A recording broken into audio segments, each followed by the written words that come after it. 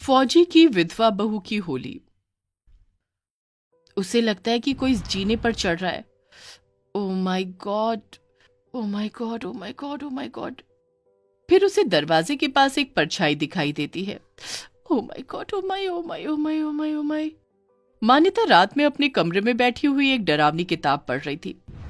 रोजी को लगता है कि इमली की आत्मा उसके घर में है। Oh no no no no no. फिर मान्यता किताब पढ़ ही रही थी कि उसे बाहर से कुछ आवाज सुनाई देने लगती है। मान्यता अपने आप को कंबल में छिपा लेती है। ओहे, मेरी मौत पक्की है। हनुमान जी मुझे बचा लो, बचा लो, बचा लो। अचानक उसके कमरे की खिड़की पर एक आहट होती है। इमली, मेरी खिड़की। पापा, मम्मी, भगवान मेरी आत्मा को शांति देना, मैं मरने वाली हूं पर है। तभी अचानक उसकी खिड़की का शीशा जोर से टूटता है। शीशा टूटने की आवाज सुनते ही मान्यता डर कर अपने आप को कंबल में लपेट लेती है। मुझे मत मारना, मैंने कुछ नहीं। इमली आ गई, इमली आ गई। क्या? रिलैक्स मान्यता, मैं हूँ। ये इस तरह कंबल क्यों ओढ़ रखा है? मुझे मत मारो। डर कर मान्यता अपने फोन में हनुमान चालीसा लगा लेती है। अब तुम नहीं बचोगी इमली। ये सब देखकर युवराज की जोर से हंसी छूटती है। मान्यता, ये सब क्या है? हाँ? युवी, तुम, ये सब क्या है? तुम मुझे डराने आए हो? वेट, मैं तुम्हें डराने क्यों आऊंगा भला? वैसे तुम पागल हो गए हो क्या? पता है मेरी जान निकल गई थी। हंसो मत तुम, हंसो मत। तुम खिड़की से क्यों आए हो? और तुमने खिड़की भी तोड़ दी, वो भी इतनी रात में। खिड़की तोड़ने के लिए आई एम नॉट सॉरी, क्योंकि मैं एक सोल्जर हूँ। मिस्टर सोल्जर, अपनी पावर का नाजायज फायदा ना उठाएं। एनीवे, मैं तुम्हें एक ज़रूरी बात बताने आया था। मैं कल ड्यूटी पर वापस लौट रहा हूँ, तो मैंने आज रात बहुत हिम्मत करके मॉम डैड से हमारी शादी के बारे में बात की। और और और लकीली उन्होंने हमारी शादी के लिए हाँ कर दी। सच्ची? युवराज के माँ बाप रिश्ता लेकर मान्यता के घर पहुंचते हैं और मान्यता के माँ बाप को रिश्ता पसंद आ जाता है। कुछ महीने बाद छुट्टियां होने पर युवराज फिर घर वापस लौटता है। युवराज के वापस लौटने पर उनके माँ बाप उनकी शादी करवा देते हैं और मान्यता अपने घर से विदा लेकर अपने ससुराल पहुंचती है। लेकिन मेरा दिल जीतने के लिए तुम्हें ये साबित करना होगा कि तुम इस घर की बहू होने के लायक हो या नहीं। बहू तो मेरे बेटे की पसंद जरूर होगी। हमने हमेशा ही अपने बेटे की खुशियों का ख्याल रखा, इसी वजह से हमने उसकी शादी तुझसे करा दी। समझ रही हो ना? जी माँ जी। मान्यता बड़े ही चुलबुले मिजाज की अपने माँ बाप की इकलौती बेटी थी। वो बड़े ही नाजों में पली बढ़ी थी। उसकी माँ ने कभी उससे कोई काम नहीं लिया, जिसकी वजह से वो घर के कामकाजों में थोड़ी कच्ची थी। समय गुजर रहा था और अब मान्यता का मन पसंद त्योहार आने वाला था। मन्नू, पता है क्या आने वाला है? क्या? मेरा बर्थडे? नोप। तुम्हारा बर्थडे? सीरियसली? इडियट। तो फिर क्या? होली, होली आने वाली है। है? सच में? मेरा मनपसंद त्योहार। वाह, लेकिन कब? मनपसंद त्योहार, और ये पता नहीं कि कब आने वाला है। वाओ। अरे बताओ ना। अरे अब से 10 दिन बाद। हमने कभी एक साथ होली नहीं खेली युवी। ये हमारी एक साथ पहली होली होगी। देखना, मैं तुम्हें ना रंगों में डुबो दूंगी। हाँ। देखते हैं कौन किसको ज्यादा रंग लगाता है। बेट। बेट। 2 दिन बीत जाते हैं। ये क्या कर रहे हो युवी? कहाँ हो तुम? खाना ठंडा हो रहा है।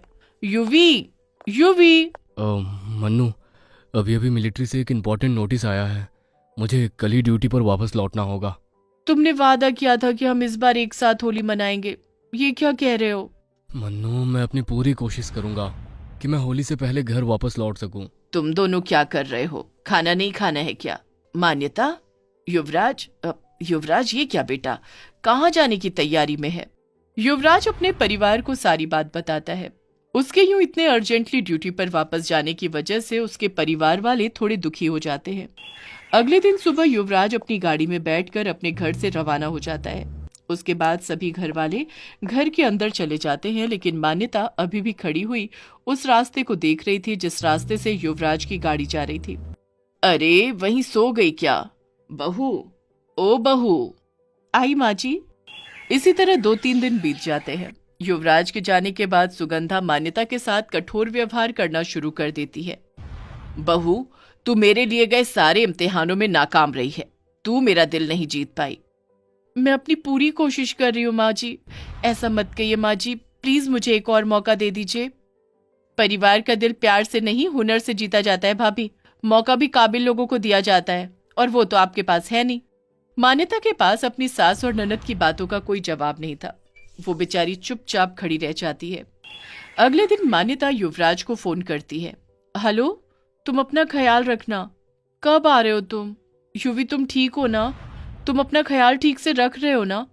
2 दिन बाद होली है, तुम कब आ रहे हो? तुम्हें अभी भी होली की पड़ रही है? हाँ, अगर तुम नहीं आ सकते तो कोई बात नहीं, बस मुझे तुम्हारी याद आ रही है। नहीं नहीं, अपना ख्याल रखना। ठीक है। आपको एक खुशखबरी दे दूं मैडम जी? मैं कल ही आ रहा हूँ। क्या? सच में? इतना सुनने के बाद मान्यता की खुशी का ठिकाना नहीं रहता। वो बड़ी खुशी से सारे काम करती है। आखिर ये उसकी शादी के बाद पहली होली थी। मान्यता इसी खुशी में सुबह जल्दी उठकर काम में लग जाती है। लेकिन अगले दिन सुबह सुबह कोई उनका दरवाजा खटखटाता है। माँ, देखिए ना इतनी सुबह सुबह कौन दरवाजा खटखटा रहा है। मान्यता खुद देख लेगी, तू सो जा। मान्यता जैसे ही दरवाजा खोलती है तो उसे वो मंजर देखने को मिलता है जिसकी उसने कल्पना भी नहीं की थी। उसका शरीर सुन्न पड़ जाता है और उसकी आंखों से आंसुओं का सैलाब बहने लगता है। मान्यता के मुंह से एक शब्द नहीं निकल पाता कि वो बेहोश हो जाती है। आवाज सुनने पर सुगंधा वहां पहुंचती है तो उसके पैरों तले जमीन निकल पड़ती है। वो देखती है कि उसके दरवाजे पर बहुत से लोग खड़े हुए थे और उन्हीं के बीच उसका बेटा भी था जो अब इस दुनिया में नहीं रहा। क्या हुआ तुझे? युवराज, युवराज आंखें खोल बेटा। युवराज, मेरा बच्चा, मेरा बेटा। सुगंधा के रोने की आवाज सुनकर उसका पति और उसकी बेटी भी वहां पहुंचते हैं। उनके परिवार में मातम फैल जाता है। भैया, भैया, ये क्या हो गया आपको? युवराज, आंखें खोल बेटा। हमसे बातें कर, ये क्या हो गया भगवान? थोड़ी देर बाद जब मान्यता को होश आता है तो वो मन ही मन भगवान से प्रार्थना करती है कि ये सब सिर्फ एक सपना हो। लेकिन अफसोस, वो एक सच्चाई थी, एक बेरहम सच्चाई। मान्यता देखती है कि उसका घर लोगों से भरा हुआ था। चारों तरफ रोना पीटना मचा हुआ था। युवी, युवी, युवी, तो तेरी वजह से मेरे घर में ये सब हुआ। मेरे बेटे को डस गई नागिन। तेरे आने से मेरा घर उजड़ गया। सुगंधा मान्यता को खूब सुनाती है लेकिन मान्यता को कुछ सुनाई नहीं देता। वो गम में इतना डूब गई थी कि मानो उसके कान भी बंद हो गए थे। सुगंधा मान्यता को जोर से तमाचा मारती है। ये क्या कर रही हैं आप? मेरी बेटी ने किया ही क्या है? इस सब में इसकी क्या खता है? इसे इसकी सजा जरूर मिलेगी। ये मेरे बेटे को खा गई। ये जहां मेरी बेटी की कोई इज्जत ही नहीं, वहां मैं अपनी बेटी को एक पल न रहने दूं। अब यहाँ एक पल नहीं। मुझसे बहुत बड़ी गलती हो गई जो मैंने अपनी बेटी को तुम्हें सौंपा। मान्यता, चल बेटा, तू हमारे साथ घर चल। तू यहाँ नहीं रुकेगी। मैं कहीं नहीं जाऊंगी माँ। ये क्या कह रही है बेटा? मैं तुझे यहाँ नहीं रहने दे सकती। ये लोग तुझे जिंदा दफना देंगे। अपनी माँ के लाख कहने पर भी मान्यता वहां से नहीं जाती। अगले दिन होली पर सुगंधा मान्यता से पूछती है, मेरे बेटे को तो तू डस गई। ओ नागिन, अब क्या हमें भी डसना चाहती है? तू अपने माँ बाप के साथ क्यों नहीं गई? इस घर के हर कोने में युवराज की यादें बसी हैं। मैं इस घर को छोड़कर कहीं नहीं जाऊंगी। बस बहुत हो गई डायलॉगबाजी। अब अपना बोरिया बिस्तर बांधो और दफा हो जाओ यहाँ से। तुम्हें एक सेकंड भी अपने घर में नहीं देखना चाहती मैं कहीं नहीं जाने वाली। ये घर मेरा भी है। इतना कहकर मान्यता भागकर अपने कमरे में चली जाती है और दरवाजा बंद कर लेती है। वहां वो अपनी खिड़की से देखती है कि हर रोज रंगों की मनभावनी छटा थी। सभी के चेहरे पर होली के रंग गुलाल सजे हुए थे, तो वहीं विधवा बहू के तन पर सफेद साड़ी थी। सभी किसी तरह होली खुशी खुशी मना रहे हैं। ये सब उससे देखा नहीं जाता और वो वहीं बैठकर रोने लगती है। तुमने अपना वादा तोड़ दिया युवराज, ऐसा क्यों किया तुमने? क्यों किया, क्यों किया? मान्यता अपने कमरे में बैठी खुद से ही सवाल कर रही थी, लेकिन उन सवालों का जवाब देने वाला वहां कोई नहीं था। वो रोई रही थी कि तभी उसे एक आवाज सुनाई देती है, मन्नू, हैप्पी होली। आवाज को सुनते ही मान्यता चारों तरफ देखने लगती है कि तभी उसकी निगाह सामने दीवार पर लगे शीशे पर पड़ती है। वो देखती है कि उसके गाल पर गुलाल लगा हुआ था। ये देख मान्यता चौंक जाती है। क्या ये तुम हो युवी? जवाब दो, तुम मेरे साथ हुई हो ना युवी?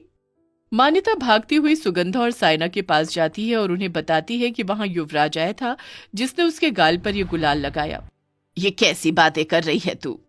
सुगंधा मान्यता को थप्पड़ मारने वाली ही होती है कि तभी रुको सुगंधा, शायद मान्यता सही कह रही है, क्योंकि हमारे घर में भला गुलाल कहाँ से आया? हमारा बेटा यही है, वो कहीं नहीं गया है। मान्यता, मुझे तुझ पर यकीन है बेटा।